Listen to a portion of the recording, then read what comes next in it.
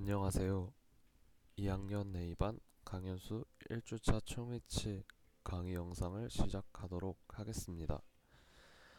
오늘 강의 내용은 총위치란 무엇이며 어떤 단계로 만들어지는지에 대해 설명을 하도록 하겠습니다.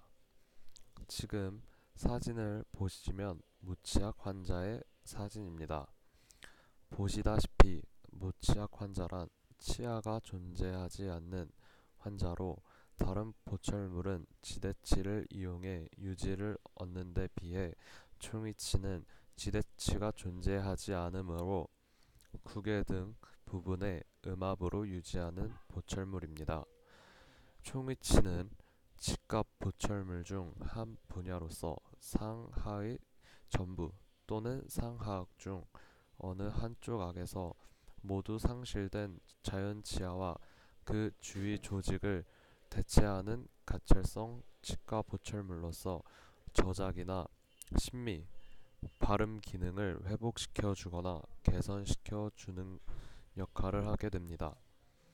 총이치 기공학은 고령 사회가 진입되는 시기에 있어 아주 중요한 보철물 중 하나라고 생각합니다. 그러나 아무래도 치아가 존재하지 않는 환자에게 만들어주는 보철물이기 때문에 정밀한 인상 체득을 통해 보철물을 제작해 주지 않으면 유지력이 약해 쉽게 떨어지는 현상이 발생하고 치조골이 흡수가 되어 퇴축되면 유지력이 약해지고 쉽게 떨어지기 때문에 수리를 자주 해야 되는 번거로움도 발생하게 실제로 총이치를 착용하신 어르신과 인터뷰를 해본 결과 자연 치아와는 식감에서 많은 차이를 느끼시고 치은의 고통을 느끼시거나 총이치가 탈락하는 등의 다양한 문제점을 가지고 계셨습니다. 만족도 높은 총이치를 제작하기 위해서는 총이치 기공학 책의 이론을 바탕으로 실습에 적용시키는 것이 필요하다고 생각합니다. 그리고 착용했을 때 심미와 기능, 그리고 발음을 회복시켜 주거나 개선시켜 주었을 때에 비로소 만족도가 높은 총이치가 아닐까 생각됩니다.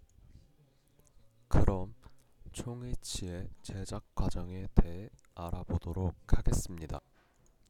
총이치의 제작 과정은 1단계 납이치 그리고 2단계 수지이치 과정으로 나뉘게 됩니다. 납이치 단계는 조작하기 쉬운 재료를 사용함으로써 편리하게 제작이 가능하나 구강에는 장착할 수 없는 강도를 가져 수지의 제작 과정을 통해 구강에 장착할 수 있는 수지로 치환시킴으로써 구강에 장착할 수 있는 총이치를 제작하는 것입니다. 그리고 총이치 제작 과정 중에는 치료실 과정과 기공실 과정이 존재하게 됩니다. 여기서 중요한 것은 기공실에 예비 모형을 제작하게 되고 그 모형을 토대로 개인 트레이를 제작하게 됩니다. 그 이유는 사람들마다 다양한 악궁을 가지고 있습니다. 그러므로 정확한 인상 체득이 중요한 총이치는 다양한 악궁들을 고려해야 하므로 개인 트레이를 제작해야만 합니다. 이것은 첫 번째 납이치 제작 과정입니다. 납이치는 처음 예비 모형을 제작하고 개인 인상 트레이를 만듭니다. 그리고 다시 작업 모형을 제작하게 되고 기초상이라는 베이스 플레이트 작업을 하게 됩니다. 그리고 왁스림을 제작해 주고 교합기를 장착합니다. 그리고 인공치 배열을 상악과 하악에 맞게 배열을 해주고 치은을 형성을 해주고 자연 형태의 특성을 묘사해 줍니다. 그리고 이제 나비치에서 수지의치로 치환하는데 그 작업 과정은 매몰, 몰드 형성법, 레진 전입, 함 분리, 교합기 재부착, 선택 삭제, 의치에서 모형 제거, 의치의 다듬질과 연마, 그리고 완성을 거쳐 이제 치료실로 다시 보내지게 됩니다. 그럼 이제 사진과 함께 세부 제작 과정을 확인하며 설명을 해드리도록 하겠습니다. 첫 번째 단계는 치아가 없는, 즉 무치아 환자의 구강을 검사하는 과정. 그 다음 단계는 예비 인상을 체득하는 과정입니다. 이 단계는 작업 모형을 만들기 위한 과정이 아니고 개인 트레이를 제작하기 위한 중간 과정이 되겠습니다. 그리고 예비 모형 예비 인상을 체득 후 예비 모형을 가지고 이제 개인 트레이를 제작하게. 앞서 말씀을 해드렸듯이 개인 트레이 제작은 총이치 환자의 다양한 악공을 고려하여 정밀한 인상 체득을 하기 위한 아주 중요한 단계라고 생각됩니다. 그리고 난 후 개인 트레이의 변연을 형성해주게. 그리고 난 후 무치약 환자의 기능 인상을 뜨게 되는데, 인상 체득 중 중요한 부분은 보더 부분이 제대로 인상이 체득돼야 된다는 것입니다. 그리고 난 후 상하 무치약의 기능 인상체를 받게 됩니다. 이제 그 기능 인상체를 가지고 박싱을 하여 작업 모형을 제작하게 됩니다. 그 다음 과정은 후연폐쇄라는 과정인데, 이 과정은 환자의 편안함과 총의치의 유지력을 높이는데 중요한 부분이라고 생각됩니다. 그리고 난 후 이제 작업 모형을 가지고 첫 번째로 베이스 플레이트, 즉 기초상 작업을 하게 됩니다. 베이스 플레이트 왁스를 연화시켜 부착하고 난 후 그 위에 교합제를 올리는 이유는 교합상의 환자의 상하악 위치적 관계를 기록하기 위해 하는 것으로 환자의 교합에 있어 아주 중요한 부분이 되겠습니다. 다음으로는 교합 체득 과정.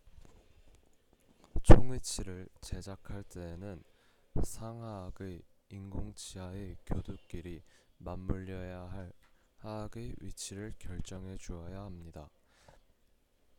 그리하여 상하악간의 관계를 생체에서 기록하는 행위를 교합 체득 과정이라고 합니다.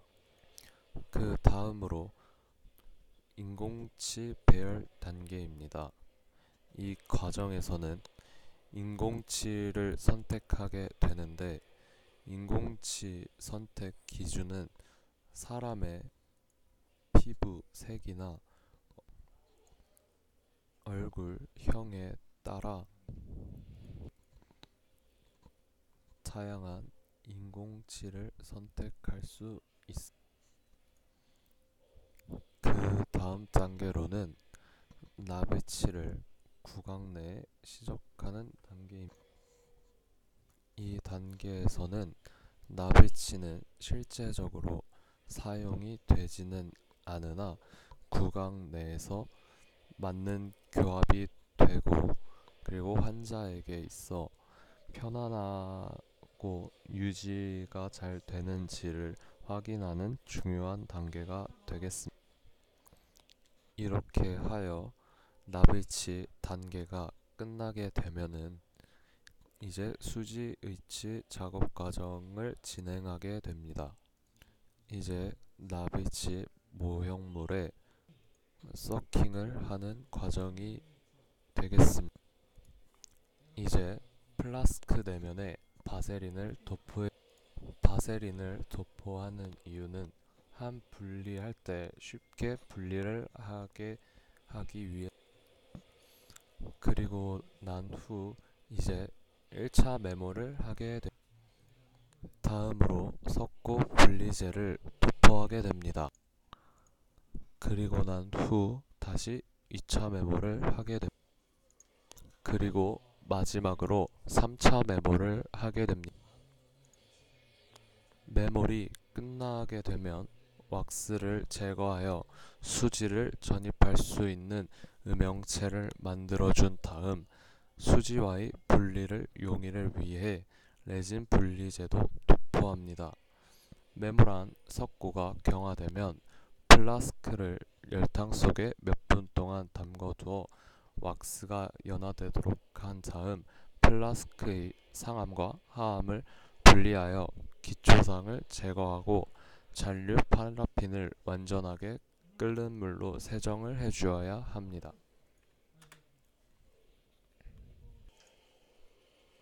방금 말했듯이 레진 분리제를 도포하는 과정입니다. 이제 의치상 레진을 혼합하게 되면 네 가지 단계가 있는데 그중 세 번째 단계인 병상 상태, 즉 떡상 상태일 때 의치상 레진을 전입하게 됩니다. 그렇지 않게 되면은 기포 발생이나 강도가 약해지는 등 다양한 문제가 발생할 수 있으므로 꼭 병상 상태에 레진을 전입해야.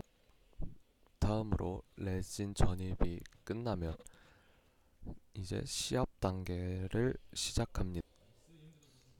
이 단계에서 과잉된 레진을 전입이 아니고 과잉된 레진을 제거해 주게 됩니다.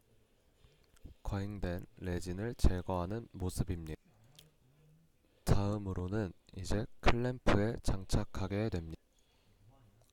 클램프에 장착 후 레진을 중압시킵니다.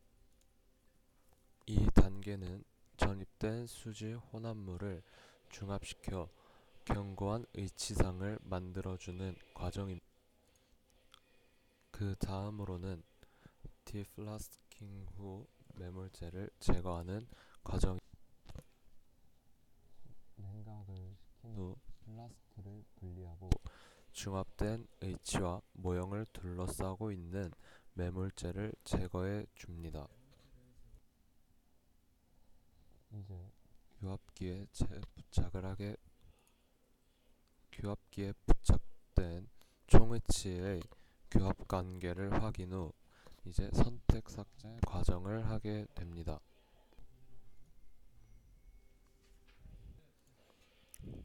이제 H상에서 모형을 제거하게 됩니다. 제거한 이제 모형을 가지고 퍼미스란 재료를 갖고 연마를 하게 됩니다.